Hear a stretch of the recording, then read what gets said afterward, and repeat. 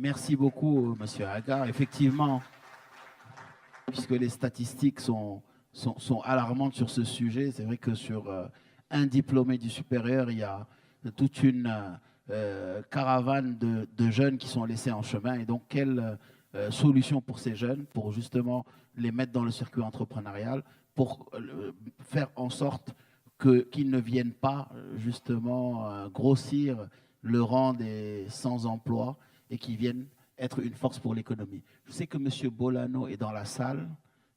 Je ne sais pas où est-ce qu'il est. Je sais qu'il est dans la salle. Bon, je le vois pas. Ah, peut-être juste si vous pouvez nous donner votre point de vue par rapport à la Côte d'Ivoire, puisque vous êtes secrétaire général de la présidence de Côte d'Ivoire, un peu votre point de vue sur ce rôle de l'État et comment en Côte d'Ivoire vous avez mis en place des solutions pour à la fois la partie financement, mais aussi la partie employabilité des jeunes pour le secteur productif, économique et industriel. Allô? Ok, merci. Bonjour à tous, merci de me passer la parole. Peut-être juste un petit correctif pour commencer. Je suis le directeur de cabinet du secrétaire général de la présidence et non pas le secrétaire général lui-même. Donc, pour répondre à votre question, je prendrai juste un peu de recul par rapport à cette question. Je pense que d'abord, il faut avoir une approche par écosystème. Parce que l'industrialisation ou toutes les politiques d'industrialisation qui doivent être mises en œuvre doivent viser à améliorer l'écosystème dans lequel les investisseurs, que ce soit des financiers, des entrepreneurs ou des industriels, vont pouvoir interagir. Et quand je parle d'écosystème, c'est la rencontre d'un certain nombre de facteurs qui doivent être présents.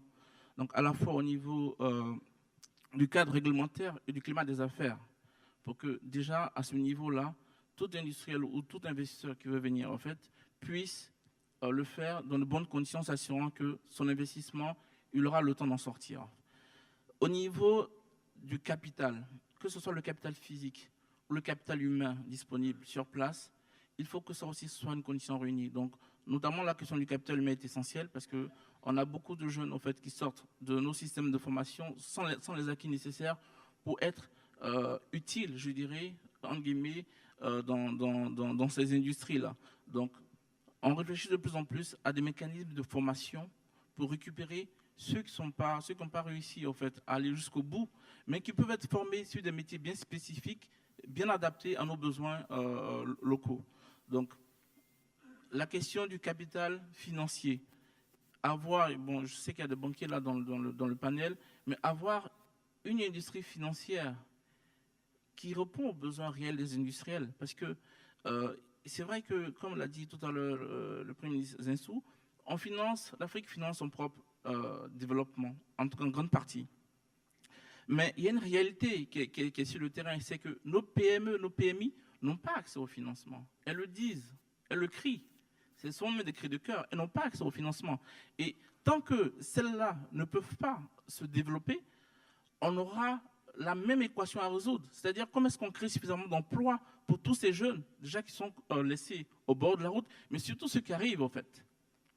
Et ces emplois-là ne pourront être créés massivement que via des structures telles que des PME, PMI. Et c'est cela qu'il faut encourager. Donc, il faut qu'on ait, en termes d'écosystème, une industrie financière qui soit suffisamment puissante, suffisamment liquide, suffisamment profonde pour pouvoir accompagner les PME, PMI sur le besoin d'investissement long. Parce que pour investir dans une machine-outil ou pour investir dans un certain nombre d'infrastructures, ce n'est pas des prêts à court terme qu'il faut. Pour investir sur des cycles agricoles, il faut aller au-delà d'un an, etc. Donc, la logique d'écosystème permet d'adresser la question sous les différents angles et non pas traiter une question ponctuellement d'éducation, de formation ou une question ponctuelle d'infrastructure, mais il faut réfléchir globalement à l'ensemble, en fait. C'est juste là ma contribution. Merci. Merci beaucoup.